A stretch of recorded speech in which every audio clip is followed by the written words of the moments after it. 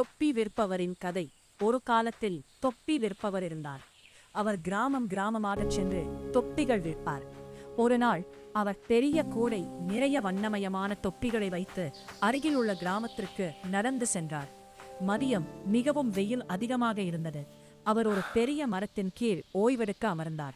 கூடை தன் அருகில் வைத்து தூங்கிவிட்டார்.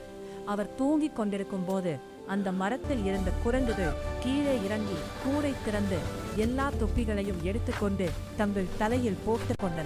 சில நேரம் கழித்து தொப்பி விற்பவர் விழித்தார். கூடை காலியாக இருந்தது. அவர் மேலே பார்த்தார். எல்லா குரங்குகளும் மரத்தில் தொப்பி போட்டுக்கொண்டு உட்கார்ந்திருந்தன.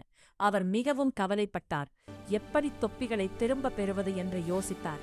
குரங்குகள் மனிதர்களைப் போலவே நகலெடுப்பதைக்கு நினைத்தார். அவர் தன் தலையில் இருந்த தொப்பியை எடுத்துக்கொண்டு தரையில் போட்டார். உடனே குரங்குகளும் தங்களது தொப்பிகளை எல்லாம் தரையில் போட்டன. அதை பார்த்த தொப்பி விற்பவர் மகிழ்ச்சியாக எல்லா தொப்பிகளையும் திரும்ப சேகரித்து தனது கூடயத்தில் வைத்து அங்கிருந்து சென்றார்.